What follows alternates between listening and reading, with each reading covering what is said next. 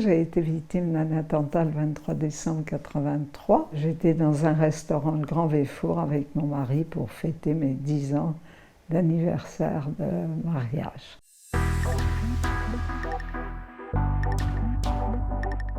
Une bombe a éclaté à 10h30 et m'a broyé les jambes. Et j'ai été 7 semaines en réanimation, puis en soins intensifs, puis pendant des années à l'hôpital, où je faisais des allers-retours. Mon mari, qui a eu des blessures légères, avait un véritable syndrome post-traumatique. Il avait créé SOS Attentat avec moi, fin 85. S'occuper des autres, c'est ça aussi qui m'a entraîné à m'occuper des victimes, parce que c'est la générosité, l'attention, l'empathie pour les autres. C'est mes parents qui m'ont donné et transmis ça, et que j'ai essayé à mon tour de retransmettre. Toute la famille de mes parents ont été déportés et ont terminé à Auschwitz. Bon. Ils avaient envie d'avoir des enfants et de laisser cette misère-là derrière eux. Ils venaient de Pologne où ils avaient connu les pogroms.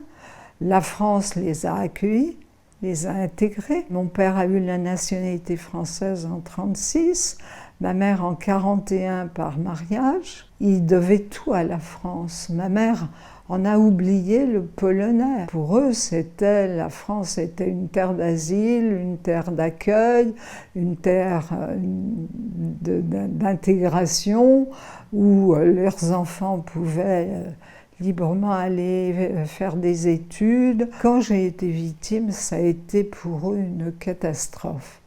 Mon père pensait, et ma mère aussi, que le malheur revenait. Ça a été vraiment pour eux un véritable drame. Je l'ai raconté dans Triple Peine, donc un livre que j'ai écrit après leur mort, puisque je révélais beaucoup de choses.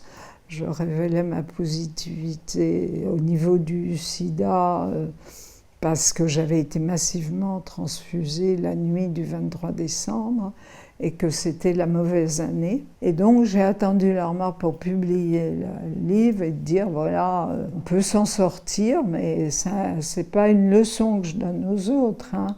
Mais on peut être handicapé, on peut être positif, on peut avoir des maladies incurables, mais il faut que la famille tienne le choc. De se battre, ça évite de penser un peu à ses souffrances. Et j'essayerai jusqu'au bout de ma vie d'être utile à la République, aux victimes et à la défense des valeurs.